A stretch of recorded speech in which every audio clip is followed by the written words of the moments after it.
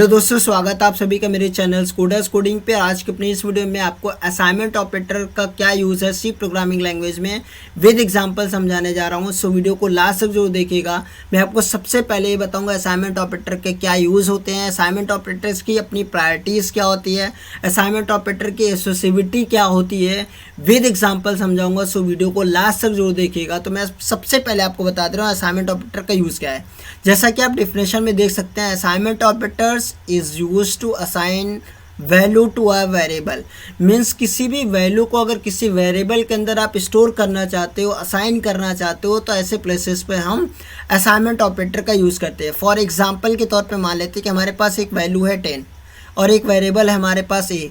अब हम ये चाहते हैं ये जो 10 वैल्यू है वो ए वेरिएबल के अंदर असाइन हो जाए, मीन्स स्टोर हो जाए। तो हम क्या करेंगे, क्या ए इक्वल 10 कर देंगे। तो यहाँ पे हमेशा ये हमें नॉर्मली पता है कि इस लाइन का मतलब क्या है कि जो 10 वैल्यू है वो ए वेरिएबल के अंदर स्टोर हो रहा है। तो यहाँ पे ये जो हम इक्वल ऑपरेटर लगाए हैं इसी को हम बोलते क्या है कि ये एक असाइनमेंट ऑपरेटर है। क्या है? Assignment operator. तो असाइनमेंट ऑपरेटर का काम क्या है? किसी भी वैल्यू को वेरिएबल के अंदर स्टोर करना। इसका मतलब वेरिएबल क्या है? वेरिएबल एक मेमोरी प्लेस है जिसके अंदर हम क्या स्टोर कर रहे हैं? 10 स्टोर कर रहे हैं। होपफुली आपको असाइनमेंट ऑपरेटर क्लियर हो रहा होगा। अगर हम असाइनमेंट ऑपरेटर की बात करते हैं तो असाइनमेंट ऑपरेटर की जो एसेसिबिलिटी होती है, एसेसिबिलिटी हमें ये बताता है बच्चों कि ऑपरेटर्स को लेफ़्ट टू राइट एक्सेस करना है या राइट टू लेफ़्ट एक्सेस करना है। तो असाइनमेंट ऑपरेटर की जो एसेसिबिलिटी होती है वो राइट टू लेफ़्ट होता है। किधर होता है? Right to left. यहाँ पे आप एक चीज़ नोट में ये ध्यान रखना है कि जिस भी वैल्यू को या जिस भी वेरिएबल की वैल्यू को, लाइक हमने कहा कि हमारे पास एक वेरिएबल और भी है b और इस b की वैल्यू क्या है 30। अब इस b की वैल्यू को हम a के अंदर स्टोर करना चाहते हैं। मतलब हम चाहते हैं कि जो एक b की वैल्यू है वही सेम वैल्यू a मेमोरी के अंदर भी स्टोर हो जाए। तो अब हम क्या करेंगे, यहाँ पे स्टोर करने के लिए असाइनमेंट ऑपरेटर यूज़ करेंगे। तो अब क्या करेंगे, अगर हम ऐसा लिख देते हैं b इक्वल्स टू a, तो यहाँ पे क्या होगा, ये हमारे जो हम चाहते हैं उसके अकॉर्डिंग ये गलत होगा। यहाँ पे हम क्या कर रहे हैं कि इस लाइन की मीनिंग क्या है कि ए की वैल्यू स्टोर होगी बी में, लेकिन हम क्या चाह रहे हैं कि बी की वैल्यू ए में स्टोर हो। इसका मतलब ये है कि जिस भी वेरिएबल्स की वैल्यू को आपको स्टोर करना है उसको आप इक्वल ऑपरेटर असाइनमेंट ऑपरेटर के राइट साइड पे रखोगे, और जिस वेरिएबल के अंदर स्टोर करना है, मीन्स जिस मेमोरी के अंदर स्टोर करना है, वो ऑलवेज इक्वल के लेफ़्ट साइड पे हो। मीन्स लेफ़्ट साइड पे हमेशा आप क्या दोगे? एक मेमोरी का नाम। क्या दोगे बच्चों? लेफ़्ट साइड में हमेशा एक मेमोरी होगी जिसके अंदर वैल्यू स्टोर करना है, ये आपको ऑलवेज ध्यान रखना है।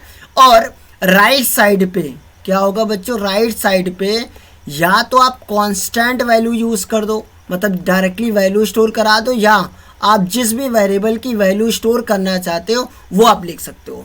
मीन्स जैसा कि मैंने अभी आपको यहाँ समझाया, ये आपको ध्यान रखना है। अगर आप कुछ ऐसा ट्राई करोगे कि आप ये लिख दो 10 इक्वल ए, तो ये सी प्रोग्रामिंग के अकॉर्डिंग इनवैलिड होगा, आपको यहाँ पे एरर मिलेगी। होपफुली आपको असाइनमेंट ऑपरेटर बहुत अच्छे से क्लियर हो गया होगा। अब मैं आपको एक एग्जाम्पल के साथ समझाता हूँ कि असाइनमेंट ऑपरेटर का यूज़ एक्चुअल में है क्या। और यहाँ पे एक चीज़ ध्यान से देखिए, मैंने एक नोट लिखा है।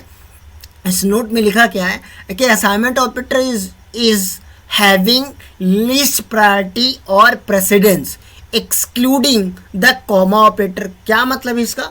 कि जो असाइनमेंट ऑपरेटर होता है उसकी प्रायोरिटी सारे ऑपरेटर से कम होती है, सबसे लोवेस्ट होती है, बट कॉमा ऑपरेटर से हाईएस्ट होती है। क्या मतलब इसका? मैं आपको एक एग्जांपल के साथ समझाने जा रहा हूँ। तो मैं आपको ले चलता हूँ देसी प्लस प्लस कंपाइलर पे, वहाँ पे मैं आपको एक प्रोग्राम की हेल्प से, एक प्रोग्राम के माध्यम से समझा रहा हूँ। बच्चों आप यहाँ पे देख सकते हो, मैंने एक सिंपल सा एग्जाम्पल लिखा है। एक इंटीजर टाइप का वेरिएबल लिया है ए, और उसके अंदर हमने क्या स्टोर करा है? 100 वैल्यू को ए वेरिएबल के अंदर हम स्टोर करा रहे हैं। सिंपली अगर इसको हम सेव करके एग्जीक्यूट कराते हैं तो जैसे हम इसको रन कराएंगे तो आप यहाँ पे देख सकते हो ए वेरिएबल्स की ए में हमने क्या असाइन किया? 100 असाइन किया, और फिर ए को हमने प्रिंट करा दिया।